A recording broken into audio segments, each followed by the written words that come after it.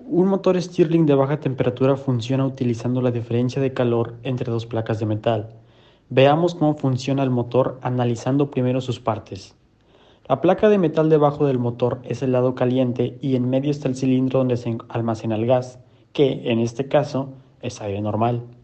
Dentro de este se encuentra un desplazador, que es una pieza circular que mueve el aire entre la placa caliente y la fría.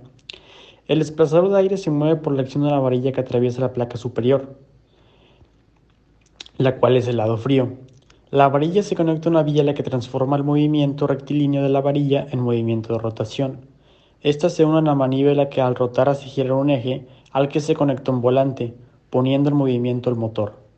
Del otro lado del volante se encuentra otro mecanismo de manivela que se conecta a un pistón instalado dentro de otro cilindro pequeño que atraviesa la placa superior y se conecta con el cilindro almacenador de gas.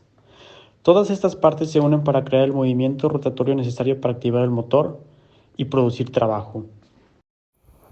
Este tipo de motor Stirling funciona con poco calor, por lo que el calor de una taza de café bastaría.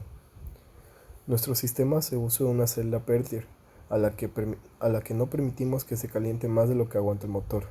En este caso, la celda calienta la placa inferior, creando una diferencia de temperatura entre esta placa y la superior.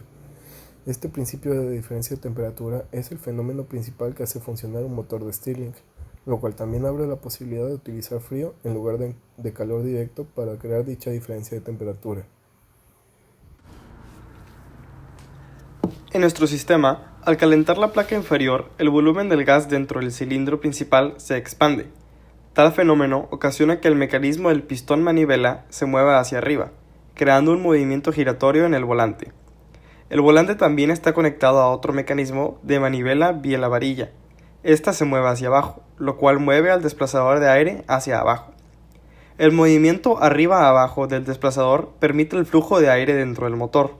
Al moverse hacia abajo, este empuja el aire y permite que fluya por sus lados hacia la parte superior del cilindro principal. Al moverse el aire hacia la sección superior, entra en contacto con la placa superior, que es la sección fría del motor.